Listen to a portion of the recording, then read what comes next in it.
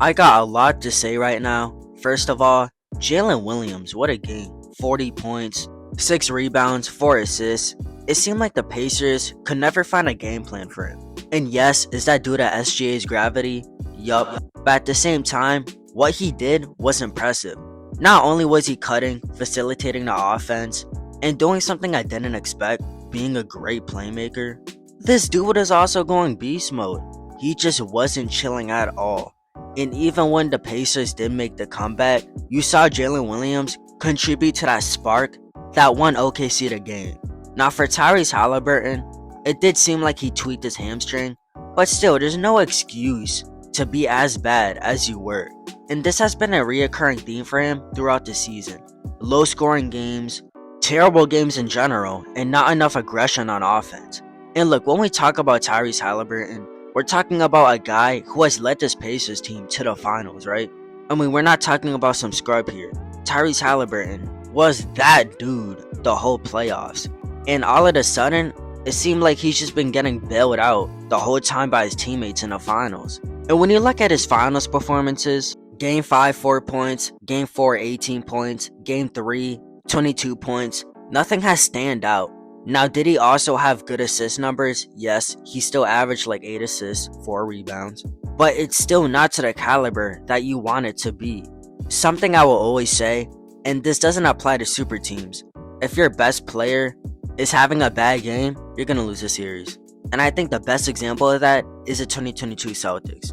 And I know Tatum's hand was fractured or he was injured, but look, nonetheless, he had a terrible series. And that led to the Celtics losing. And when you're already at a disadvantage, when you're already an underdog, you can't afford to have your best player have terrible games like this. And I felt like the only one who got it going was Siakam, which is a huge problem because with the Pacers, it's usually a team effort, not just one person. Look, just to show how much of a negative Tyrese really is, look at here when Siakam makes his huge three-pointer to cut the lead to 2. Now, this is more of a team effort fault, but Jalen Williams gets a wide open 3 that puts the lead to 7. And you can see Nembhard just wants to get the ball to Tyrese here because he's the focal point of the offense. But then Case and Wallace gets the steal and throws it down. And then when the Pacers finally find out how bad Tyrese is playing, they try to get in somebody else's hands. But Mathurin passes up the wide open shot down 7 and goes in for a stupid floater. Now look, by this point the game is over, but you can see Tyrese here looking for a shot. Dort won't let him get it, and he turns it over again. This all just validates my point on how your best player performing bad will affect their team, in a very negative way too.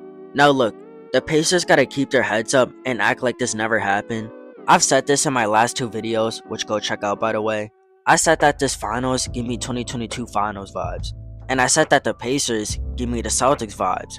They kinda sold game 4, and now they're in a very tough position where if they don't win game 6, they're done for. But fortunately, if you're the Pacers, you still have a game, act like this never happened. I also want to see that aggression from Tyrese. Look, I've seen a lot of times in the series where Chet has been guarding Tyrese, and I'm just disappointed because I almost never see him attack Chet, besides like one game. The Pacers need to look for more mixed matches, and they need to move the ball more. And honestly, the reason why they lost this game is because Tyrese didn't get it going. So I want to hear y'all thoughts. Would the Thunder win in 6? Or would the Pacers 4-7? In my opinion, Thunder in 6. We're going to need to see a huge game from Tyrese for the Pacers to 4-7. And let's be honest, if he's injured and he looked like absolute ass this game, who's telling he's going to go out in game 6 and go do some legacy shit? If y'all like my content or want to just stay updated with the finals, drop a sub. And until later, I'll see y'all on Mars. Peace. You telling me you falling out of love with me. Hope you can find someone to love you better than I did. Taking our memories on love and treating it like nothing.